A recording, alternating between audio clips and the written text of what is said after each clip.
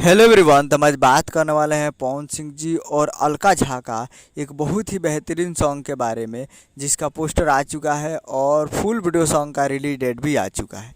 और इस गाने को लिखे हैं यादव राज जी और इसमें म्यूजिक है ओम झा जी का, जो कि आपको स्क्रीन के ऊपर दिखाई दे रहा है। जिस सॉन्ग का टाइटल रखा गया हुस्न का हुक्का, जिसका टाइटल है हुस्न का हुक्का।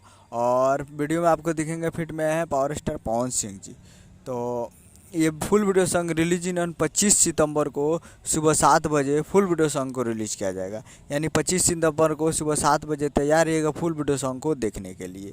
और काफ़ी बेहतरीन होने वाला है। और ये इसमें पवन सिंह जी का आवाज़ नहीं है, अलका झा जी का है। अलका झा जी हैं इस गाने का सिंगर अलका झा जी है। और वीडियो में आपको पवन सिंह जी दिखेंगे। तो कैप्टन वाच हिट्स पे 25 सितंबर को तैयार रहेगा सुबह 7 बजे।